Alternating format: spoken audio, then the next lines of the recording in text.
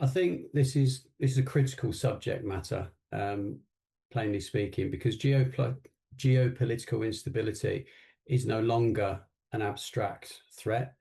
It's something that is directly shaping the UK threat landscape in real time, in front of us as we speak. So state-aligned actors are increasingly leveraging cyber as a tool of disruption, whether that be espionage and influence, and influence in sectors like our critical national infrastructure, our services from our water, our energy, and logistics and transportation, even our having an impact on democracy and the way that we govern, all are explicitly in scope as far as we can see from threat actors. So for UK organisations, the challenge is not just purely awareness anymore. It's translating that risk and that threat into tangible mitigations. So translating that and understanding how events such as conflict escalation, critical infrastructure targeting, or hostile state probing translate into tangible risk that, like ransomware, impersonation as a service, that's something that we're really critically interested in. Again, it's an attack vector that is used a lot by threat actors.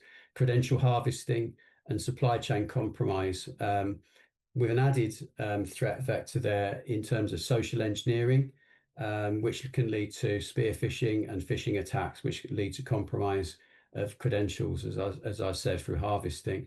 All of those are really critical points of threat as far as the threat landscape goes.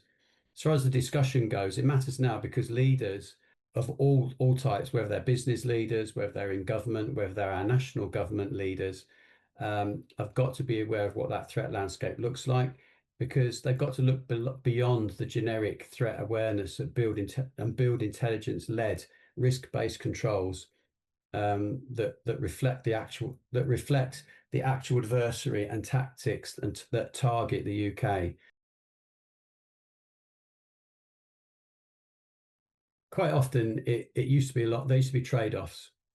The trade-off from the risk-based approach to what impact the mitigations would have on the operation in terms of mitigating that risk, in terms of budgetary control, in terms of wider risk versus mitigation. But it's no longer acceptable to have those trade-offs, in my view. It's about integration. So the most effective organizations that do embed security into they embed security into the fabric of their delivevery rather than layering it on afterwards. So it's got to be much more a part of everyday conversations, because I'm a great advocate and I'm an evangelist, if you like, around security is everyone's business. It's not just security. Security now is spoken about at the board level, at governmental level, board level in private sector, government level in the public sector that I work within. Because security, it should act as a business enabler, not a blocker. You've got to clearly define your risk appetite. You've got to frame the controls in terms of protecting those outcomes, not just for compliance, because compliance will not protect you. It'll just tell you, where you're going, but it won't protect you. We allow teams to move quickly within safe boundaries, and that's what we try to do. And the key is all about proportionality. It's about applying the right controls for the right time, for the right issues within the right organization. It's not a theoretical perfection. It's more a targeted mitigation plan.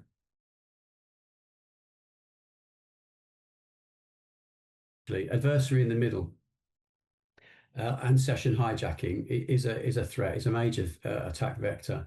As I said, attackers are increasingly bypassing MFA. MFA isn't a silver bullet. It used to be. People thought if they've got MFA in place, great, we're protected. It's not, because adversaries can now find their ways around that. They can use reverse proxy techniques to do that.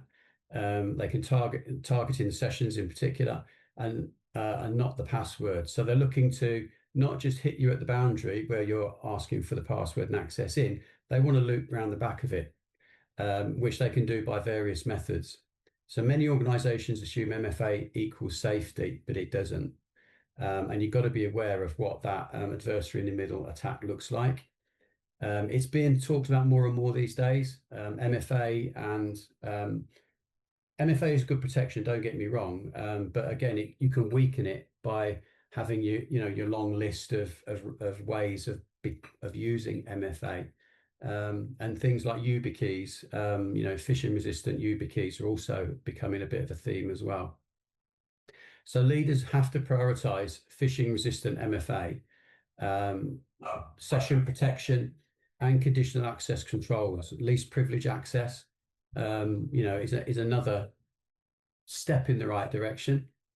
As I said, impersonation as a service is an increasing threat vector. So identity as a primary attack surface is where we look to defend. So adversaries, yes, they look to do brute force attacks. They look to try and get around the back door, but it's not always a case of preventing them doing that, because they'll knock at your front door, and they're quite happy to do that. And so it's not about preventing them getting in. You let them in if you haven't got those principles right. So traditional perimeter thinking is outdated.